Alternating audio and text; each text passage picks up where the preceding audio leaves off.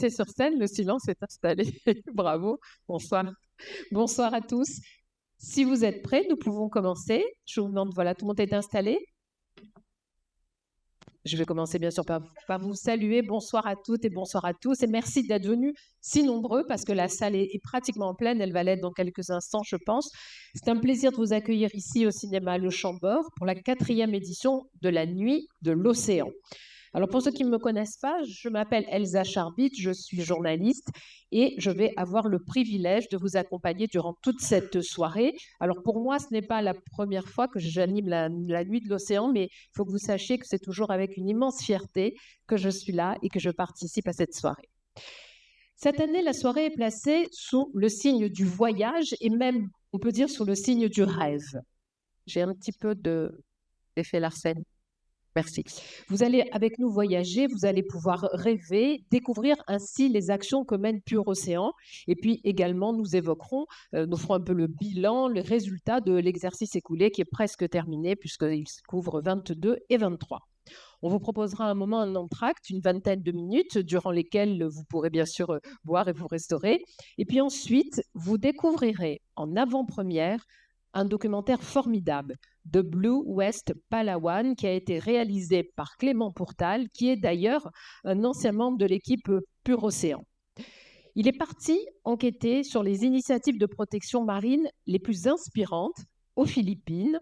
Il est revenu pour nous les présenter, des projets que vous allez pouvoir découvrir, comme par exemple le projet Chama, que Pure Océan justement finance, et ce grâce à vous et depuis 2 ans.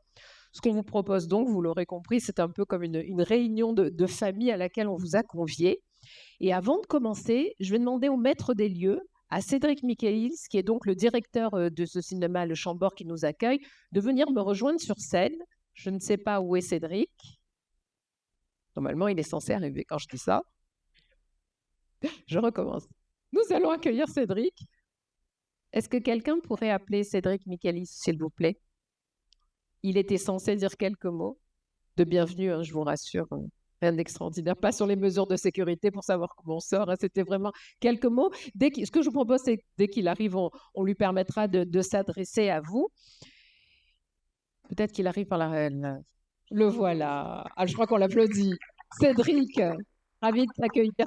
Enfin, tiens un peu chez toi quand Bonsoir. même. Oui, c'est très gentil. Bonsoir à tous, à toutes. C'est un plaisir pour nous chaque année de recevoir cette belle soirée Pure Océan, et puis déjà une 3e, si je ne me trompe pas. D'autant plus réjouissant de voir et de savoir que Clément, qui organisait à l'époque cette belle soirée, voilà, présente ce soir son propre film. Donc bravo Clément déjà, et on peut l'applaudir. Toutes ces personnes sont bien évidemment très très bien investies et c'est vraiment un honneur de pouvoir partager et de faire à notre petite échelle quelque chose en tout cas dans ce sens-là. Voilà. Absolument. Si on peut faire quelque chose, nous aussi, pour l'océan, Tout on à ne fait. refuse pas. Exactement. Merci Merci, Elsa. Bonne soirée à merci. tous. Par contre, je garde le micro. Voilà. Alors, juste quelques mots. En fait, c'est vrai qu'il a toujours un accueil très chaleureux et c'est pour ça qu'on voulait lui donner la parole. Alors, peut-être qu'il y en a parmi vous qui ne connaissent pas véritablement Pure Océan. Je voudrais juste vous en dire très rapidement quelques mots. Pure Océan, c'est tout d'abord un fonds de dotation qui est basé ici, à Marseille, immense fierté, avec une antenne aussi à Lorient. Pure Océan a une mission principale. L'idée, c'est de pouvoir soutenir des projets de recherche qui soient innovants. L'idée étant de mieux comprendre, mais aussi de mieux protéger évidemment l'océan, la biodiversité marine, et ce, un peu partout dans le monde. On doit sa création il y a 6 ans à David Sussman, qui est entrepreneur marseillais et passionné de la mer. Alors, vous me direz, mais qui est David? Eh bien, David, c'est un entrepreneur qui est spécialisé dans la distribution des produits de la mer, ce que lui, d'ailleurs, appelle les merveilles de la mer. Et c'est justement parce qu'il a cette activité, dans le cadre de son activité, qu'il a pris conscience du rôle vital de l'océan dans l'équilibre, et quand je parle d'équilibre, l'équilibre de la planète, bien sûr, notre équilibre, et la gravité des menaces et des pressions auxquelles l'océan doit faire face. Et comme il ne pouvait pas rester sans agir, eh ben, David Sussman a décidé de faire naître Pure Océan. Moi, je pense que le mieux maintenant, c'est qu'il vienne nous en dire quelques mots. David, tu me rejoins sur scène? On l'applaudit, David Sussman. Merci Elsa. Bonsoir. Alors, David, moi, j'ai présenté très brièvement ce qu'était Pur Océan, bien sûr, mais à toi de nous en parler, de nous expliquer un petit peu tout cela. Alors merci à vous tous et merci à vous toutes. Ça me fait tellement plaisir de vous voir pour certains depuis déjà de nombreuses années et pour certains c'est la première fois. Donc on va se répéter un petit peu, mais me semble essentiel de vous répéter les messages qui sont tellement importants pour nous. Vous accueillir ce soir, c'est un privilège et c'est une chance. C'est un pur moment de bonheur pour moi et je tenais aussi à te remercier parce qu'il faut savoir que Elsa elle vient aussi, comme la plupart d'entre vous ici, bénévolement. Et donc, je tenais à te remercier. Nous avons la chance d'avoir des représentants aussi ce soir. Nous avons Anne Claudius Petit qui est ici, qui est présidente de l'Arbé Région Sud. Et nous avons Hervé Manchon, qui est adjoint à la mairie de Marseille en charge de la mer, du littoral, de la biodiversité, il me semble. Bienvenue. Nous vivons en fait une période en ce moment qui est, je le reconnais, plutôt compliquée. Nous avons l'érosion de la biodiversité, mais nous avons aussi l'accélération du dérèglement climatique et toutes les tensions géopolitiques. On ne va pas se mentir, c'est plutôt une période qui est loin d'être réjouissante. Et pourtant, malgré tout, je reste, comme d'habitude, obstinément méga optimiste. Vous savez que c'est une de mes qualités principales, d'être optimiste, de croire en notre avenir, parce que je crois en notre capacité collective, tous ensemble, à changer la donne, à changer le monde et même à le changer un petit peu. Et je sais que ce soir, nous sommes en train de le changer un petit peu. Je sais à quel point c'est difficile de ne pas sombrer à cette veille d'une 28e COP à Dubaï. Si vous n'êtes pas intéressé de la COP à Dubaï, il y a plein de choses à dire. Je n'ai pas le temps de vous en parler, mais tapez COP Dubaï 28 et quand vous êtes sur les réseaux sociaux, donnez votre avis. Tous les jours, je rencontre des personnes engagées qui agissent pour que l'avenir soit meilleur et qui persévèrent contre la morosité ambiante.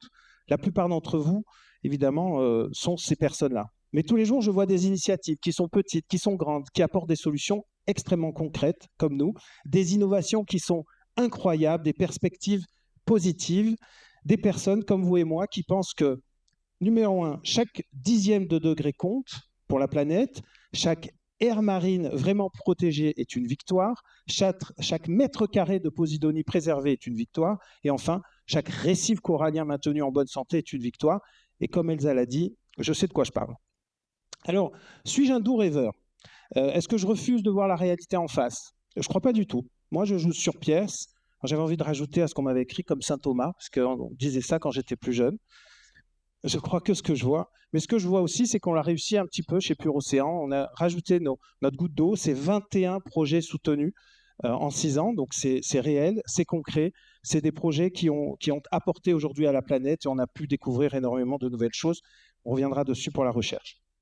En 2024, on vous prépare plein de surprises parce que Charlie vous en parlera. On a notre nouvel appel à projet qui est en cours et c'est un succès très important encore cette année avec énormément de nouveaux projets. Ça va être difficile de les sélectionner.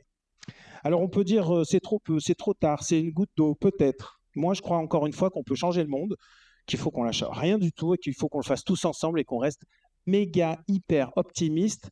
Et je dis souvent que c'est pour mes enfants, pour les générations futures. Alors je suis content, je vois plein de petits enfants, des jeunes que je vois souvent, que j'adore. Et je crois que si on ne le fait pas pour nous, il faut le faire pour eux. Parce qu'on ne peut pas leur laisser, il faudrait qu'on leur laisse l'état de la planète. Moi, quand je l'ai connu, quand j'avais 8 ans, c'était génial. C'est un peu moins bien aujourd'hui, mais je te promets qu'on va faire le nécessaire pour toi. Alors, quand on t'entend, David, c'est vrai que cet optimisme est communicatif. Je ne sais pas ce que vous en pensez, mais on a vraiment envie d'y croire et envie de te suivre. Moi, je voudrais que tu nous expliques quels sont les déclics qui t'ont permis de pouvoir passer à l'action.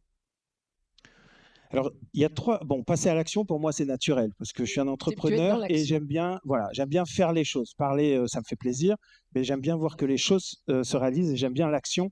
Et donc, je vous encourage encore une fois tous à passer à l'action. Mais c'est des millions de personnes qui sont à l'action.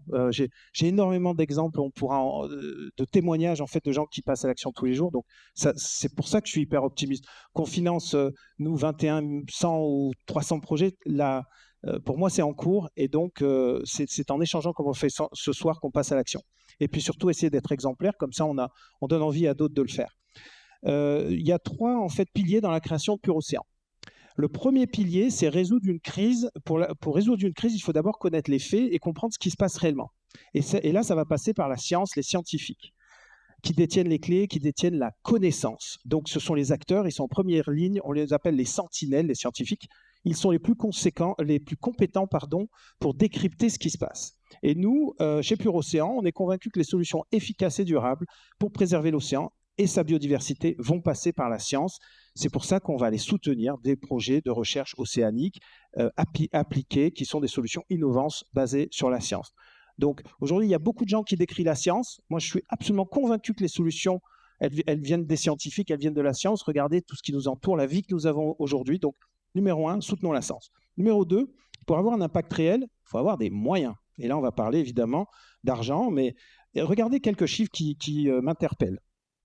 Et je suis content qu'il y ait quelques élus aussi dans la salle qui pourront m'entendre là-dessus, parce que je pense qu'on a un véritable lobby à mener. Effectivement, il y a un manque de financement terrible dans le domaine de la recherche océanique. Théoriquement, ça ne devrait pas être aux entrepreneurs, ça ne devrait pas du tout être à moi de me mobiliser il y a 7 ans pour aller créer une fondation Pure Océan, pour aller financer des programmes de recherche. Regardez les chiffres. D'après l'UNESCO, en moyenne, les États ne consacrent que 1,7% de leur budget de recherche aux sciences de l'océan, soit beaucoup moins que dans les autres grands domaines scientifiques. J'ai bien dit 1,7%. En France, c'est moins de 1% du budget recherche et développement qui est dédié à la recherche océanique. Vous imaginez? Alors que comme on le sait bien, l'océan, c'est 70% de la planète. Si on s'amusait à le déplier, c'est 97% aussi. Et puis, on parle souvent de 9 espèces sur 10 à découvrir. Le troisième pilier, c'est pour trouver les moyens, il faut mobiliser évidemment le secteur privé. D'autres entrepreneurs engagés comme moi, parce que vous le savez, j'ai la conviction que les entrepreneurs, les intrapreneurs changent le monde. J'ai donc cherché à convaincre mes amis entrepreneurs, et donc là, j'ai essayé d'en embarquer avec moi, et j'ai créé une communauté d'acteurs engagés. Dès que j'en ai eu 3, boum, c'était créé, j'ai lancé évidemment Pure Océan, j'étais moins seul, et j'ai pu mobiliser au-delà de la philanthropie classique. Pour cela, nous avons fait appel à la créativité, à l'innovation. Il faut sans cesse proposer, tu sais, Elsa, des actions qui permettent aux entreprises mécènes d'embarquer leurs équipes dans l'aventure Pure Océan. On reviendra au-dessus dans quelques minutes. Alors concrètement, David, explique-nous comment ça se traduit. Alors ça se traduit, on va proposer des formats d'engagement qui mobilisent les collaborateurs et les décisionnaires. Donc on a dû vous inviter à des conférences, des ateliers, des fresques pour le climat, des fresques pour l'océan. On vous a fait comprendre l'impact des activités humaines sur les écosystèmes marins. On a fait des actions collectives. Comme les ramassages de déchets avec la goutte bleue. J'ai échangé encore avec la directrice de marketing d'un groupe qui, suite à un ramassage, était justement en train de complètement changer les emballages dans son organisation. L'impact de toutes ces actions a été vraiment énorme. En fait, il faut réussir à transmettre la passion de l'océan. Et à travers des événements ludiques et fédérateurs comme nos régates, telles que les 24 heures Pure Océan auxquelles vous avez peut-être participé, sinon je vous invite à y participer, des sorties sous-marines, des soirées d'exception, le gala Pure Océan, la nuit de l'océan, etc. Grâce à toutes ces actions, le but c'est de mobiliser non seulement les entrepreneurs et les dirigeants d'entreprise, mais leur comité de direction et tous leurs collaborateurs pour qu'ils deviennent tous, comme toi, des Pure Ocean Lovers for Life. J'allais dire des ambassadeurs de Pure Océan. C'est ça. Merci beaucoup, David. Merci pour toutes ces précisions. Merci à tous. On te retrouvera un petit peu plus tard. Merci. Et sans plus attendre, moi, je vous propose qu'on parte tous ensemble pour une expédition à travers l'océan, à la rencontre des acteurs, des porteurs de projets, des ambassadeurs de Pure Océan. On va hisser les voiles maintenant. On va mettre le cap sur l'océan Pacifique avec Charlie, le coordinateur scientifique de Pure Océan. J'espère surtout que vous n'avez pas le mal de mer. Charlie, tu me rejoins. Voilà. Bonsoir à toutes et à tous. Merci Elsa. Alors effectivement, ce soir, on vous propose de démarrer notre grande odyssée du soir par l'océan Pacifique. Donc, plus vaste étendue marine de la planète, quasiment un tiers de la surface du globe. Et donc, pour la vie océanique, voilà, l'océan Pacifique, c'est le lieu de tous les extrêmes. C'est des récifs coralliens chatoyants, voilà, jusqu'aux abysses les plus profondes. Et donc, c'est là également où on trouve les fumeurs noirs, ces sources d'eau volcanique d'où pourrait être apparue la vie terrestre telle qu'on la connaît. C'est également là où on trouve, voilà, où se tournent toutes les têtes et tous les porte-monnaies, portefeuilles en ce moment pour tenter de miner les promesses énergétiques de demain. Absolument. Alors c'est tout ça, bien sûr. On rêve quand on entend parler de tout ça, mais hélas, c'est pas que ça. Et non, c'est aussi donc cette fameuse gyre du Pacifique Nord. Donc il faut savoir qu'il y a de nombreux courants, en fait, courants marins qui ceinturent le nord de l'océan Pacifique et qui charrient des déchets à la fois depuis les continents, mais aussi ceux qui sont perdus en mer, et qui s'accumulent, qui convergent dans une zone qu'on appelle une gyre. Ouais. Et Alors, c'est ce qu'on appelle le ouais. fameux 7e continent de plastique. Oui, c'est ça. C'est celui-ci, et c'est vrai que c'est cette concentration de déchets flottants. Tu peux nous en dire un petit peu plus? Oui, alors ces déchets qui s'accumulent, c'est à 80%, donc un matériau qui est conçu pour ne jamais disparaître, vous le connaissez déjà. Voilà, ça, ce sont les matériaux plastiques. Donc, ils représentent jusqu'à 80% des déchets qui se trouvent dans ce vortex. Et donc, peut-être que le terme 7e continent vous fait penser à une vaste île où on trouverait des bidons de lessive et des tongs usagés.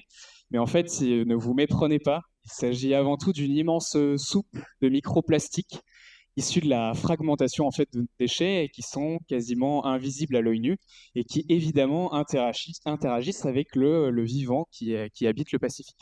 Absolument. Alors, on comprend bien, la pollution plastique, c'est un fléau. C'est donc l'enjeu majeur qu'il va falloir prendre en considération et relever. Ça va être ce soir d'ailleurs notre thématique, un peu comme un fil rouge que l'on va tirer pour pouvoir le décliner. Ce sont 3 initiatives de recherche, 3 histoires de science que nous avons ce soir sélectionnées pour vous compreniez mieux. Des initiatives, bien sûr, qui, sans le soutien de Pure Océan, n'auront peut-être pas pu voir le jour. Alors, est-ce que vous connaissez l'île de Lord Howe, large de l'Australie? Oui? Bon, apparemment, tout le monde ne la connaît pas, cette île. Ça va être notre première escale et on va, Charlie, découvrir un nouveau projet, le projet de MicroPow. Oui, alors le projet MicroPow, c'est donc l'un des lauréats du 2e appel à projet de Pure Océan en 2021. Il est porté par une équipe internationale qui est basée à Sydney. Donc, cette équipe s'appelle le A-Drift Lab. Et c'est maintenant en fait l'une des équipes de recherche les plus avancées dans la compréhension des conséquences de l'ingestion de plastique par les oiseaux marins. Donc peut-être que vous avez entendu parler du terme de plasticose ou plasticosis en anglais, notamment donc, ce printemps, lors de la publication de l'article fondateur de cette étude. Donc vous voyez que même TF1, je suis devant, même TF1 en a parlé. Donc vous auriez dû en entendre parler en tout cas. Et donc je vais laisser la chercheuse Hayley Charlton, qui est donc l'une des autrices de cette étude, vous parler de leur recherche.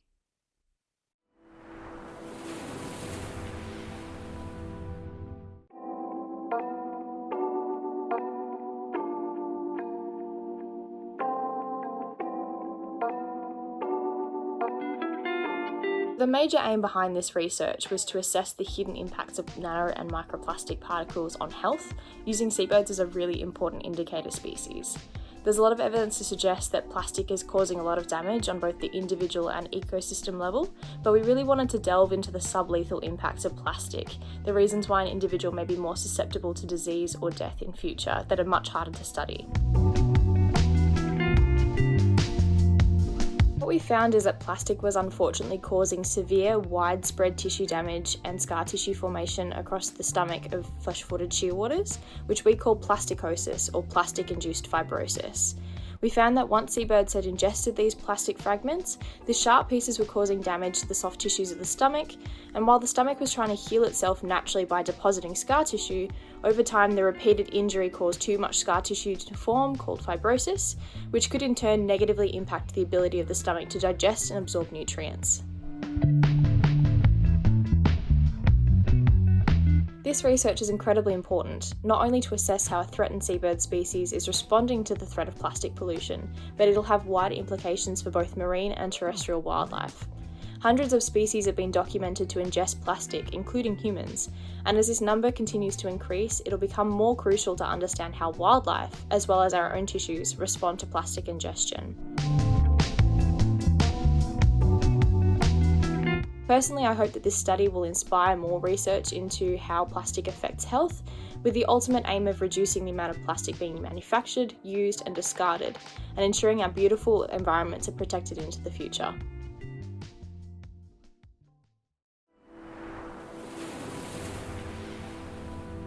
Donc c'est vrai que là, avec l'explication, on découvre on comprend beaucoup mieux l'impact que peuvent avoir tous les microplastiques, ce que tu nous as expliqué tout à l'heure, sur les organes internes des animaux.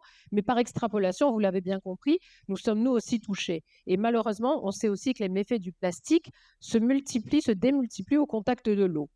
Notre périple continue, là on a bien vu cela, et à présent, on va partir Quelle chance pour le Brésil. On va analyser aussi ce phénomène à la découverte d'un autre projet, le procès Plastic Drugs. Oui, alors le projet Plastic Drugs, c'est l'un des nouveaux venus de l'année 2023. Donc, il est porté par un jeune postdoctorant brésilien qui s'appelle Raphaël Trevisan et qui est basé à l'Université de Bretagne occidentale à Brest. Et donc, c'est un projet extrêmement innovant puisqu'il va en fait étudier pour la première fois les particules de plastique comme des radeaux à polluants qui interagissent avec leur milieu. Donc, nous savons en fait que les particules de plastique libèrent autour d'eux des additifs plastiques qu'ils contiennent, mais ils vont aussi se charger en fait en polluants qui sont contenus dans l'eau de mer et qui vont se charger à la surface des plastiques. Et donc ces polluants, ça peut être des métaux lourds, ça peut être des perturbateurs endocriniens. Et en fait, lorsque des animaux filtreurs de plancton, comme des moules ou des huîtres, filtrent des microplastiques, ils accumulent ces polluants qui terminent parfois dans nos assiettes avec des effets combinés, ce qu'on appelle parfois des effets cocktails. Et donc grâce à Pur Océan et au travail de Raphaël, nous allons bientôt pouvoir établir des recommandations en fait politiques et industrielles précises qui, à la fois sur ces composés et sur ces polluants plastiques. Donc, et ce qui est assez exceptionnel dans cette étude, c'est que c'est à la fois en France, mais aussi au Brésil, dans le Brésil natal de Raphaël. Et c'est vrai que c'est le cocktail qu'on préférait éviter d'avoir à déguster, évidemment. Exactement. Donc, c'est aussi un projet extrêmement intéressant. Et la troisième escale que nous allons faire ensemble, si vous le voulez bien, on va faire amarres devant les îles Bédès au large de Barcelone. Voilà, on y est. Oui, alors on retrouve donc à Barcelone Marta Ribes, qui est donc lauréate du premier appel à projet Pur Océan. Elle est chercheuse à l'Institut catalan des sciences de la mer. Et en fait, aujourd'hui, Marta Ribes est devenue, en quelques années, l'une des chercheuses les plus en vue sur les questions d'impact des microplastiques sur certains autres organismes filtreurs, comme des éponges. Et donc, elle a mené pour Pur Océan le projet SPO Plastique, qui a donc mené à de nombreux résultats de recherche. Peut-être, d'une part, le premier résultat, c'est que ces éponges marines, dans une certaine mesure, elles sont capables de résister à l'intrusion des microplastiques dans leur alimentation. Et déjà, c'est déjà presque une bonne nouvelle pour les écosystèmes de Méditerranée. D'autre part, mais presque surtout en fait pour les résultats du projet, c'est que ces éponges sont capables de digérer une fraction des polymères de plastique.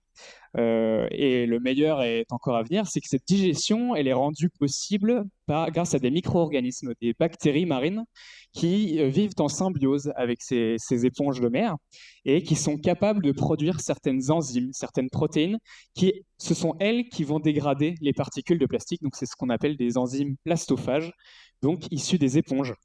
Donc ce projet, c'est une excellent moteur d'innovation, évidemment presque tiré de la nature, et donc il nous offre des perspectives biotechnologiques hyper intéressantes pour l'avenir. Donc là, vous avez pu voir certains des appareils utilisés par Marta pour mesurer la quantité de microplastique qui est présente dans l'alimentation des éponges et la quantité de plastique qui en ressort. Et donc évidemment, le différentiel permet de calculer la quantité de plastique qui est effectivement digérée par ces éponges.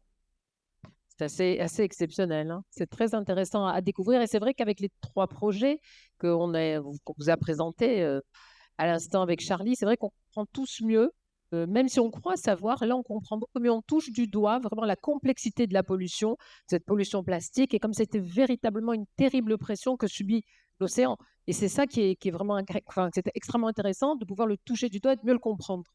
Exactement. Donc là, on est très fiers de vous avoir présenté 3 projets qui avaient une certaine cohérence. Donc on espère qu'à travers ces 3 escales, vous avez donc apprécié la qualité et l'ambition des travaux des chercheurs et des chercheuses qui sont soutenus par Pur Océan. Parce qu'il faut rappeler qu'aujourd'hui, au-delà de ces 3 projets qu'on a choisi de mettre en lumière aujourd'hui, Pur Océan, c'est 21 projets soutenus grâce à vous, dont 15 sont encore actifs. Donc c'est mon occasion pour vous remercier de votre soutien. J'en profite également pour remercier les membres de notre comité scientifique qui ont su en fait identifier ces initiatives de recherche prometteuses, ces petites pépites de science et leur donner toute leur chance. Ce sont donc 5 éminents chercheurs à l'international, donc sur des thématiques autour de l'océan, de la biodiversité et du climat. Vous reconnaissez peut-être Gilles Boeuf, qui est ancien président de l'Ifremer, directeur ancien directeur du Muséum d'Histoire Naturelle, Françoise Gale, qui est vice-présidente de la plateforme Océan Climat en France, également chercheuse émérite au CNRS. Vous les avez peut-être vus hier soir, et tous les deux dans l'émission de France 2, voilà, les super pouvoirs de l'océan. On était très fiers de les voir sur une grande antenne. Et puis, vous avez 3 experts internationaux. Là, Abdelmalek Faraj au Maroc, Anna Zivian aux États-Unis et Kartik Shankar en Inde. Donc, voilà, c'est notre occasion aussi de les remercier. De saluer leur aide et leur travail. Exactement. Et j'en profite dans ces remerciements pour remercier les chercheurs et les chercheuses qui candidatent chaque année à notre appel à projet. Voilà, donc le 5e appel à projet de Pure Océan s'est clôturé la semaine dernière, avec un nouveau record absolu de candidatures, puisqu'on a reçu 173 dossiers en provenance de 49 pays différents. C'est quasiment 100 dossiers de plus que l'année dernière. Voilà, donc on peut le célébrer. C'est autant d'innovations scientifiques à développer, autant de projets extrêmement prometteurs. Donc voilà, ce succès nous oblige évidemment et montre une nouvelle fois s'il en était le besoin le besoin crucial de financement pour la recherche océanique. Et que des réponses existent et qu'il suffit aussi de les aider et de les porter comme vous le faites. Ce voyage va se poursuivre maintenant. On va aller à la rencontre de partenaires, des partenaires exceptionnels avec qui Pure Océan a pu mettre en place ces opérations de sensibilisation. Ces opérations, elles permettent d'embarquer le public, comme l'a expliqué tout à l'heure David, autour de la problématique, et c'est ce qui se passe aussi dans les entreprises, cette problématique de la protection de l'océan. Cette fois, rentre Bercail, je l'ai dit, puisqu'on revient à Marseille, on va se rendre juste à quelques mètres de là, enfin, à la plage des Catalans, que tout bon Marseillais connaît. Merci Charlie de nous avoir expliqué tout ça. Je vais demander à Sacha de monter sur scène. Alors Sacha, c'est le responsable événementiel de Pure Océan. Merci. Bonsoir Sacha, Elsa, bonsoir tout le monde. Alors, est-ce que tu peux nous expliquer maintenant la genèse de ce projet? Oui, tout à fait. En fait, il y a quelques mois, nous avons été mis en contact avec le groupe Accor, que vous connaissez tous, sponsor principal de l'équipe de France 7GP. Et donc, grâce à Stéphane Candler, avec qui nous travaillons sur l'America's Cup en 2024, nous avons pu travailler sur ce projet. Mais pour l'America's Cup, je vous en parlerai un petit peu plus tard. 7GP, ok, mais c'est quoi? 7GP, beaucoup le décrivent comme la compétition de voile qu'on pourrait comparer à la F1 des mers.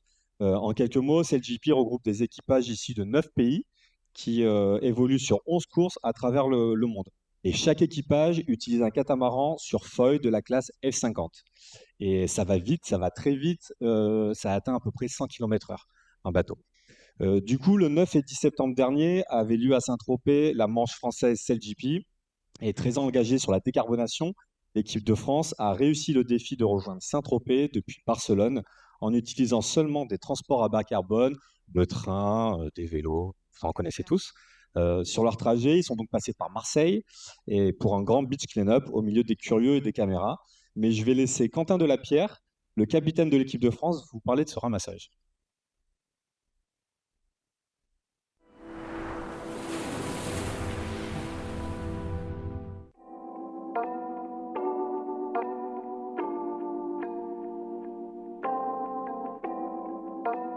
Je m'appelle Quentin Delapierre, je suis sportif de haut niveau dans la voile et je suis skipper d'Orient Express Racing Team et 7GP Team France.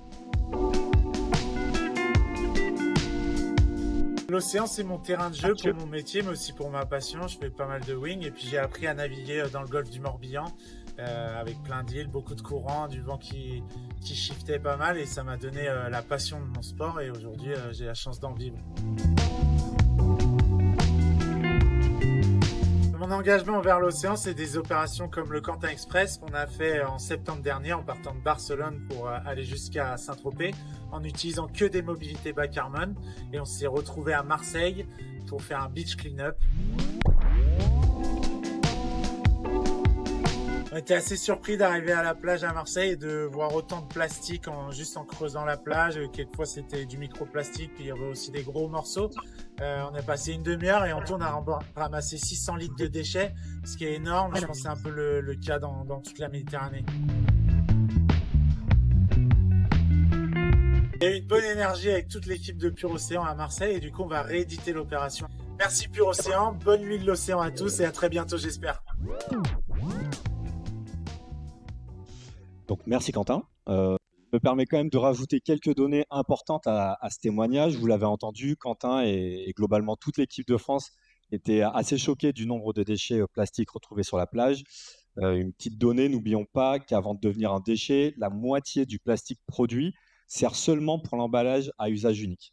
Ça, c'est quand même quelque chose qu'il faut qu'on ait tous en tête. Nous avons été contactés par la fondation Ironman qui nous a demandé comment sensibiliser à la protection de l'océan un groupe de sportifs américains qui n'y connaissent rien à la Méditerranée. Vaste question. Du coup, on a créé une passerelle assez évidente avec le monde du sport en mobilisant un champion du monde d'apnée et fervent défenseur de la mer qui s'appelle Pierre Frolin. Et à travers son discours sportif, il a notamment été quadruple recordman du monde d'apnée et son engagement, Pierre a su trouver les mots auprès des sportifs, je tourne ma page, des participants, tout en leur présentant la biodiversité locale directement lors d'un snorkeling. Donc, comme vous pouvez le voir derrière moi, toutes les conditions étaient réunies. C'était un très bon moment et ça nous a permis de parler préservation, océan, science, tout en réalisant une action originale et adaptée à nos participants. Donc voilà, cette opération, c'était un réel succès. Nous sommes d'ores et déjà en train de réfléchir à une nouvelle opération en 2024 où Ironman a vraiment le souhait de, avec nous, s'ancrer en Méditerranée, trouver des solutions tout en apportant une vision un peu globale de tout ce qui se passe ici. C'est un beau partenaire et un beau partenariat que vous avez fait. C'était un vrai plaisir de voir ces images tous ensemble. On voit que ça a été un grand moment et de partage et d'émerveillement pour tous ceux qui y ont participé, parce que c'est aussi ça, c'est aussi de plaisir, évidemment. Et donc, c'est intéressant de le voir ça ensemble et de le découvrir. Vous n'avez pas dit si c'était aussi pollué que la plage des Catalans? No comment. Très bien, merci Sacha, en tout cas, de nous avoir fait partager ces bons moments. Je vous propose de cette ambiance dans laquelle on est déjà dans l'émerveillement et de partir ensemble faire quelques bras, cette fois-ci en direction des Açores. On va à la rencontre de Steven Surina, nouvel ambassadeur de l'océan. Steven, je t'invite à nous rejoindre sur scène.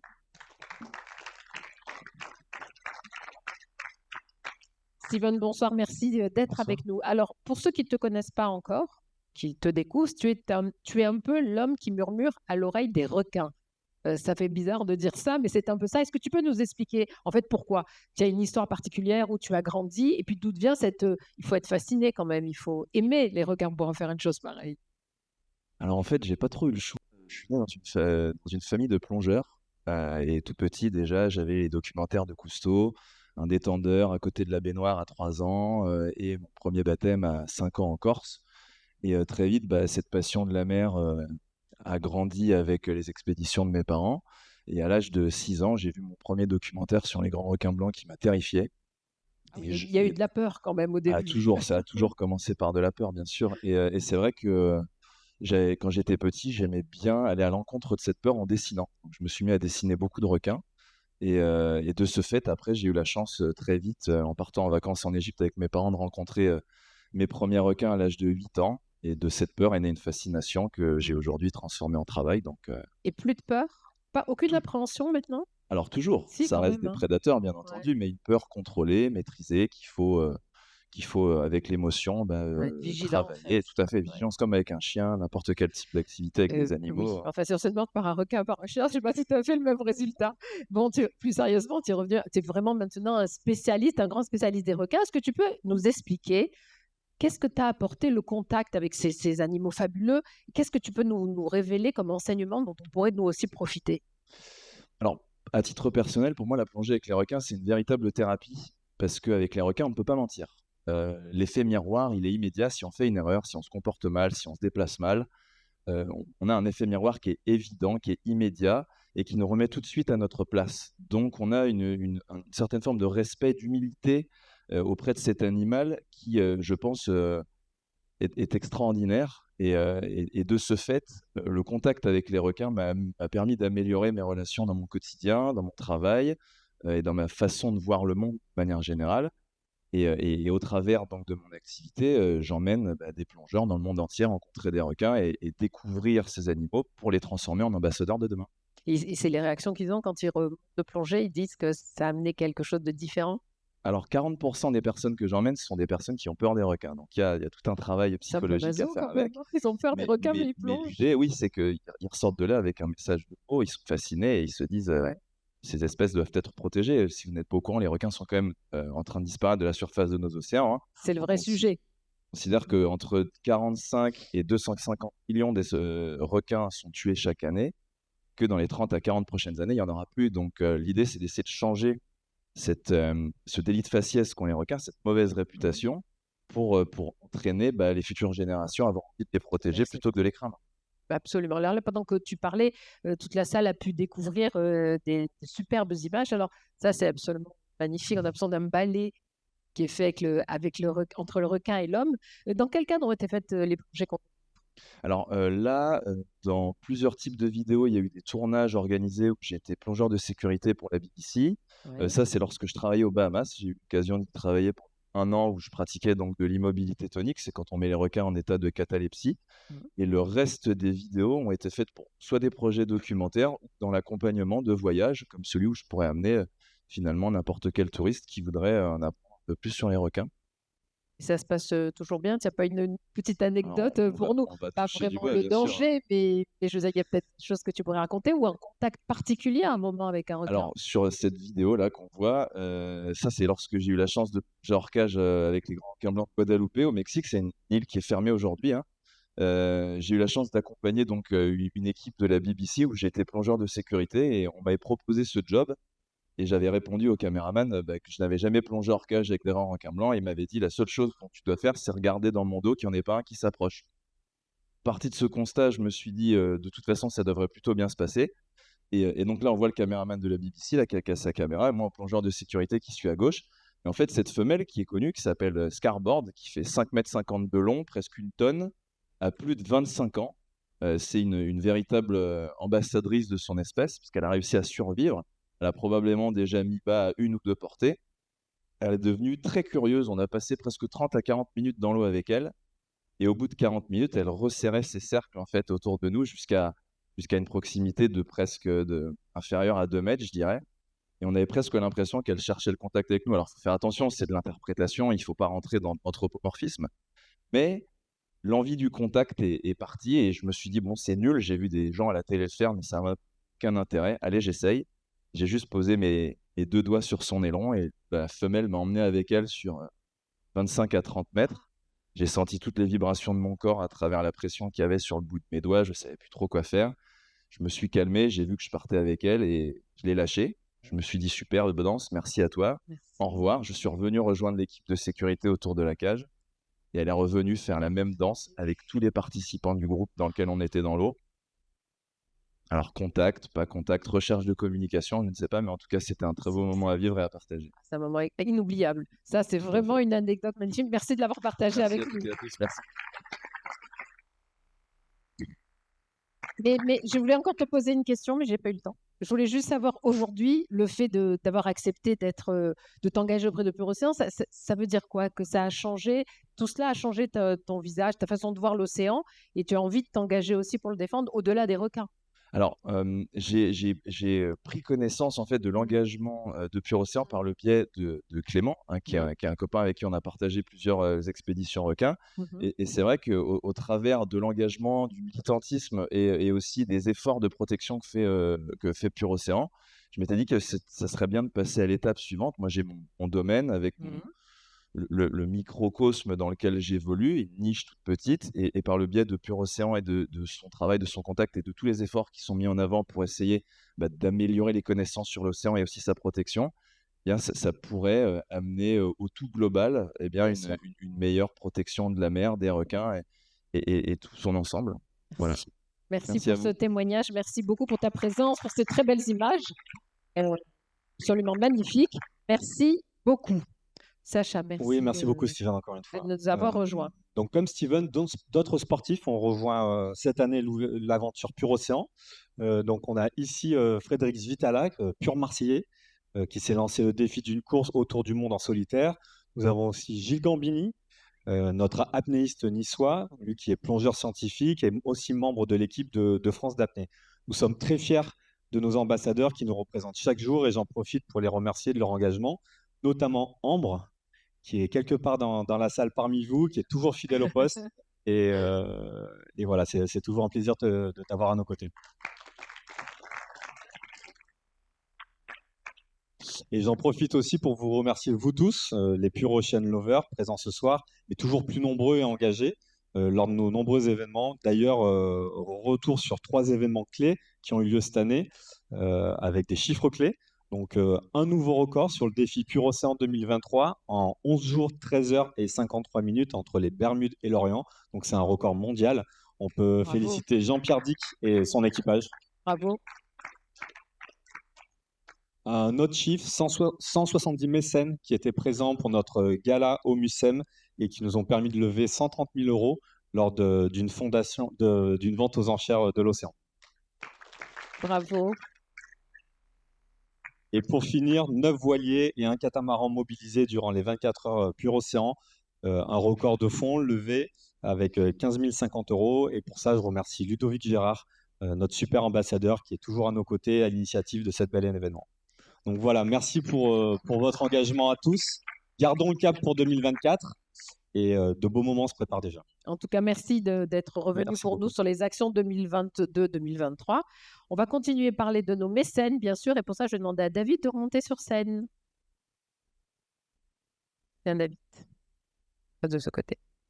Bon, David, je crois que c'est l'heure maintenant de parler de résultats et de revenir sur Ah. l'exercice 2022-2023. On va parler Océan. chiffres. Bah oui, il faut bien. On t'écoute. Alors, grâce à nos chers mécènes, depuis avril 2022, donc sur un an jusqu'au 31 mars 2023, nous avons réussi à lever, on se croirait au loto, 1 123 000 €. Je voudrais qu'on les Bravo. applaudisse. C'est supérieur à l'année précédente. La part consacrée aux projets scientifiques et à la sensibilisation atteint 38% de ce budget. Et grâce à cette croissance, nous avons réussi à soutenir 6 projets scientifiques sur la période. Vous avez vu le nombre de projets scientifiques qu'on a reçus cette année, 174. Si on en finance 6, ça veut dire qu'on en laisse derrière nous 168. On va faire beaucoup de déçus. Ouais, ça va faire beaucoup de déçus. Moi, ça me donne un peu mal au ventre. Je suis content d'en financer 6, mais j'ai un peu mal au ventre. Alors, si quelqu'un connaît les hommes les plus riches de la planète ou des gens qui veulent s'engager pour Pure Océan, c'est définitivement le moment. Alors, justement, la part du mécénat de compétences et dons en nature a augmenté de façon significative. Elle représente un peu plus de 150 000 € cette année. On parle de mécénat de compétences. Mais c'est quoi justement le mécénat de compétences? Alors justement, le mécénat de compétences, c'est un formidable moyen en fait pour les entreprises de s'engager avec Pure Océan, un apport indispensable pour la petite structure que nous sommes. Est-ce que vous savez ce que c'est que le mécénat de compétences? Certains, je pense que oui. En fait, c'est assez simple. Vous pouvez vous engager pour une organisation bénévolement et vous pouvez obtenir un reçu fiscal. Je vais vous donner un exemple. Alain Marguillet, qui travaille pour nous à Lorient, qui est le directeur des affaires spéciales en fait chez Crédit Mutuel Arkea, et dans le cadre de sa dernière année en fait chez Arkea, ils l'ont mis à disposition pour Pure Océan. Donc on a un collaborateur à plein temps mis à disposition par Arkea pour Pure Océan à Lorient. Donc on a besoin de toutes sortes de compétences pour faire grandir Pure Océan. Alors si vous êtes intéressé, vous pouvez aussi faire du mécénat de compétences pour Pure Océan. Ça peut être une demi-heure par semaine, ça peut être 1 heure, dans le cadre de votre travail ou pas. Enfin, il y a plein de choses à faire avec nous et on trouvera les moyens de coopérer ensemble. Donc moi, la mécénat de compétences, j'adore. Quelque part, c'est un peu ce que je fais, moi, en tant que président bénévole. Je fais aussi un peu de mécénat de compétences, tout ce que vous avez vu précédemment. Donc en fait, n'hésitez pas à vous engager, bien sûr. Les personnes qui travaillent pour Pure Océan, elles, ne sont pas en mécénat de compétences parce qu'elles sont là, pour certaines, à plein temps ou autre. Mais le mécénat de compétences, c'est une vraie solution. Je vous encourage à le regarder de près, à discuter avec nous tout à l'heure. Alors, on parle des mécènes. Combien sont-ils? Qui sont-ils? Alors, les mécènes, ils sont environ 120 l'année dernière. Je voudrais prendre et mon objectif qui va marquer, moi, j'aimerais qu'on en ait 1000. Donc, parce que même un mécène, non, mais mécène, ça peut être 10 €. D'accord? Là, vous pouvez diviser, vous l'avez déjà fait, mais un mécène, à partir d'1 €, 10 €, 50 €, 100 €, c'est important. Donc, si vous n'êtes pas déjà des mécènes de Pure Océan, passez sur le site, vous mettez 1 € ou 1 € par. On a beaucoup de gens qui nous donnent aussi 1 € par jour ou 1 € par semaine. N'hésitez pas, c'est avec ça qu'on fait Grande Rivière et l'océan. Oui. Mais je voudrais vraiment les remercier, ces mécènes. Il y en a énormément dans la salle. C'est des gens qui croient en notre projet. C'est des gens qui croient aussi à moi. C'est des gens qui croient à toute l'équipe. Ils se sont engagés et sans vous, ça ne fonctionnerait pas du tout. Je n'ai pas le temps de tous vous remercier, mais vraiment du fond du cœur. Voilà, j'en vois quelques-uns. Ce que vous faites, c'est vraiment génial. Et c'est vous qui me motivez en fait tous les jours aussi, parce que moi, je suis motivé par l'équipe qui a un comportement exemplaire, mais vous, les mécènes, qui aussi s'embarquez avec nous dans l'organisation, et c'est pas facile. Vraiment un immense merci. Ils travaillent en fait en France ou à l'international, parce qu'on en a en France et à l'international. On est présent dans de nombreux pays. Si vous avez aussi des entreprises à l'étranger qui veulent s'engager, n'hésitez pas. On a parlé de l'Amérique. Il y a énormément de pays qui sont assez peu sensibilisés à la cause de l'océan aujourd'hui. Il y a un gros boulot à faire à l'international. Donc, si vous avez envie d'aller planter le drapeau Pur Océan à l'étranger, aller planter le drapeau de Pur Océan dans des villes, vraiment, n'hésitez pas à nous contacter. Alors, c'est facile de recruter les mécènes. Comment on fait pour les recruter? Je présume, David, que la communication joue un rôle important. La communication, elle est primordiale à plusieurs égards. D'abord, pour faire connaître évidemment Pur Océan, nos missions, nos projets, nos événements, les réseaux sociaux, en particulier LinkedIn, qui sont essentiels pour toucher un maximum de personnes, entreprises et leurs collaborateurs. Je suppose que vous êtes tous sur LinkedIn.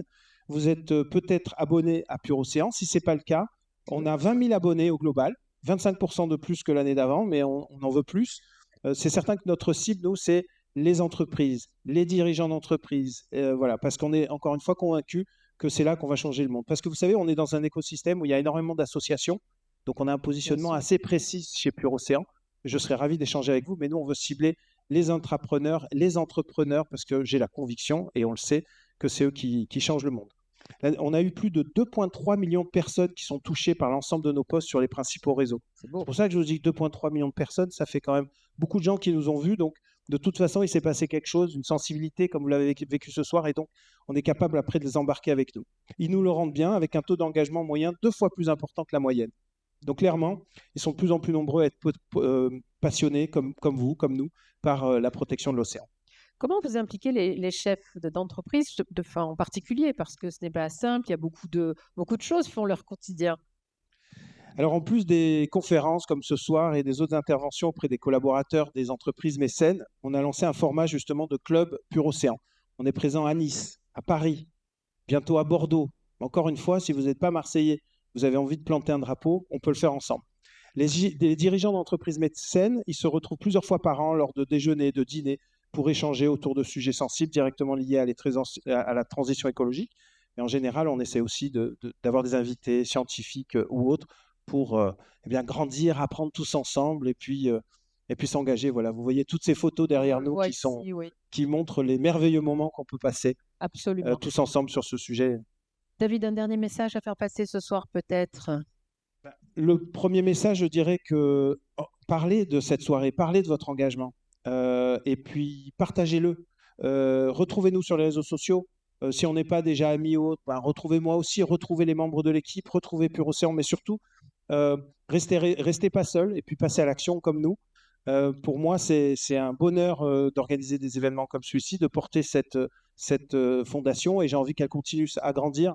Et puis quand je vois tous les mécènes qui menaient des actions extraordinaires, ça fait chaud au cœur. J'aimerais que l'année prochaine, on se retrouve, pourquoi pas, dans une salle encore plus grande, mais aussi avec encore plus de monde, qu'on soit plus nombreux, qu'on termine aussi à Paris. Voilà, il y a un tel enjeu qu'il faut voir grand et pas hésiter à voir très, très, très, très grand. D'accord ? Donc, on rajoute plein de zéros à tous les chiffres qu'on a vus aujourd'hui.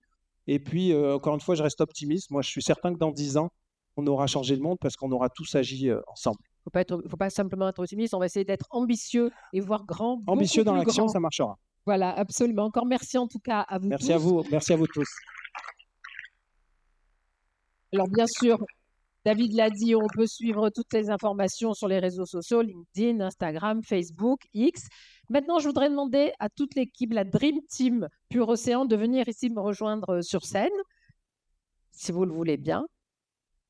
Pour ceux qui pensent faire partie de la Dream Team, venez de me rejoindre sur scène ici. L'équipe, venez là. On va prendre ceux qui sont là. Il y en a qui sont timides, qui ne veulent pas nous rejoindre. Thomas, David, je pense que tu peux venir à côté d'eux quand même, non ? Quand même. Avec ta dynamique. Bon, on dit peut-être les noms. Sacha, il manque. Sacha qui Thomas. manque. Thomas, on l'a envoyé sur une lourde mission à Paris, Tiens, qu'il a Sacha, brillamment réussi. Stéphanie, elle est où, Stéphanie? qui nous manque. Stéphanie, elle est en régie, elle va Ah, Elle est en elle régie. travaille. Bon, Stéphanie, Elle voilà, travaille, Stéphanie. on la laisse Thomas travailler. de Villancourt, notre directeur. une photo, mais je propose qu'on lance l'entracte. Absolument, mais j'attendais que vous soyez tous là, qu'on ait dit les noms de chacun, voilà, pour n'oublier personne. Et évidemment, voilà, comme tu l'as dit, maintenant, on fait présenter une vite petite fait. pause, un entracte, et on se retrouve dans une quinzaine de minutes, Ouais. c'est bien ça? Moi, je voulais Dans juste vous 15 dire, minutes. Gwen qui nous accompagne depuis des années, qui travaille avec tous nos grands mécènes, qui fait un travail de fond extraordinaire. Voilà, On c'est Gwen. l'applaudit, bravo Gwen, bravo à vous tous. Je Ouais. pense qu'on peut tous les applaudir. On a Stéphanie en régie qui s'occupe de la communication avec François Cadière qui est ici. Tu aurais pu venir aussi d'ailleurs, François, qui est là. Avec Voilà. donc Stéphanie qui fait un travail Voilà, formidable, Stéphanie. qui nous fait ça, tous on les peut faire une textes belle ce photo. soir. Merci Steph. Avec Super. Laura qui s'occupe des réseaux sociaux. Voilà. Avec Sacha évidemment qui a organisé l'événement, qui est en charge de tous les événements. Et Thomas, donc qui est notre directeur et qui s'occupe particulièrement des mécènes et qui donc lui passe sa journée à justement vous rencontrer et faire qu'on lève On- de plus en plus Quand il de rentre, on lui fonds. racontera. Hein. Voilà, il nous reste un peu qu'à lui raconter comme tout s'est parfaitement bien passé. Merci à vous tous, on se retrouve dans une quinzaine de minutes.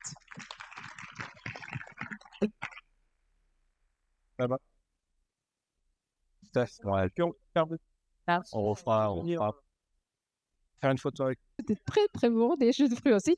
Il n'y a pas de mal, hein, on peut aussi apprécier ces bons moments de la vie. J'espère que vous en avez profité aussi. Alors vous le savez, cette deuxième partie, on va redevenir sérieux, va être dédiée à la projection du documentaire de Clément Pourtal et de Jérôme Brousse de Blue Quest Palawan. Et je vais donc demander à Clément de monter sur scène, bien sûr, pour nous en parler.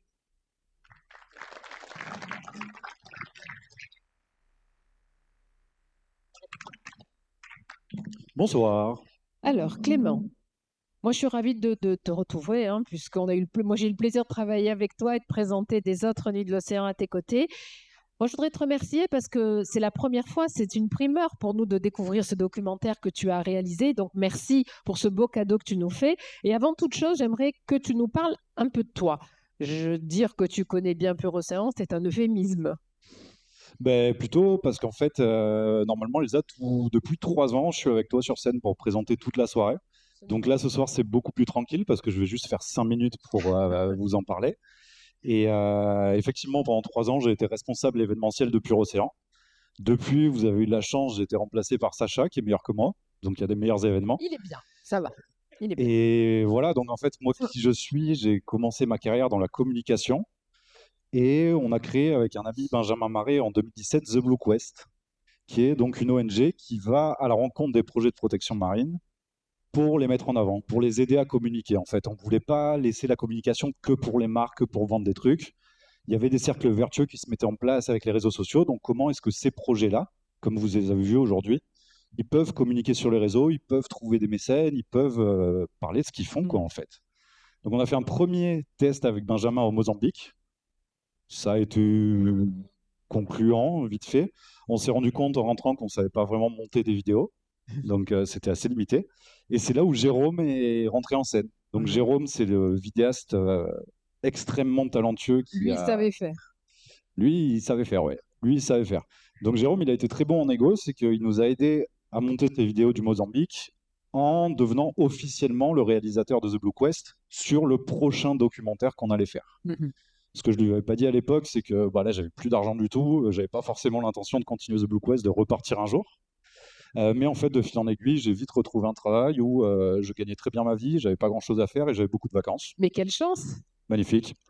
Et donc, en fait, juste un an après, avec Jérôme, en 2018, on est reparti au Mexique cette fois pour faire un documentaire. Et c'est un documentaire qui est sorti en 2020, qui a été primé dans plusieurs festivals. Et il est sorti à peu près le même mois où j'ai commencé à bosser pour Pure Océan.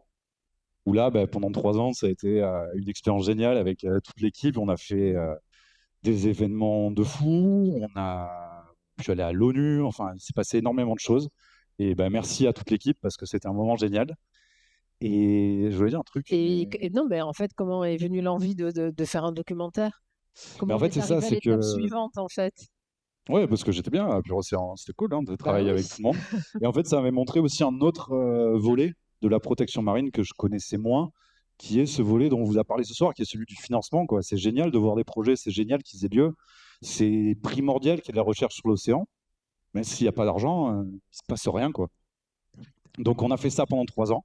Et en fait, l'envie de retourner sur le terrain, elle a commencé à grossir, à grossir, à grossir, à grossir. Et c'est comme ça qu'aujourd'hui, je suis revenu à la Nuit de l'Océan, mais cette fois en tant qu'externe pour vous présenter un nouveau Sophie. documentaire. Alors, on va donc découvrir, on va aller aux Philippines grâce à toi, à Palawan. Pourquoi ce lieu? Pourquoi tu as choisi que le documentaire se passe là? C'est Jérôme qui a choisi, c'est pas moi. Bon, Mais alors, comment Jérôme a choisi? Alors, mais t'as dû te dire pourquoi quand je même. rigole. En fait, même en étant à Pure-Océan, on continuait les projets avec Jérôme. On allait filmer la réserve marine de Cerbère-Banyuls. C'est-à-dire qu'il n'y a pas besoin d'aller à l'autre bout du monde pour voir une belle biodiversité marine. Il y en a juste à côté. C'est à 2 heures de route. 3, 4. Mais enfin, c'est pas loin. On est parti avec Steven. On a fait plusieurs expéditions. C'était génial. On est parti avec Nicolas qui est là. On est retourné au Mexique retenter un documentaire. Et donc, il y avait vraiment cette envie de retourner sur le terrain, mais il fallait trouver un endroit où, logistiquement, on pouvait, en un mois de tournage, couvrir plusieurs projets et aussi que ces projets aient du sens. Et moi, il y a un thème qui me tient particulièrement à cœur, c'est celui des aires marines protégées. Et en fait, à Palawan, il y avait tout ce qu'il fallait, parce que de un, il y avait un projet qu'on connaissait qui était financé par Pure-Océan. Je ne vous en dis pas plus, vous le verrez dans le documentaire. Il y a une des meilleures aires marines protégées au monde.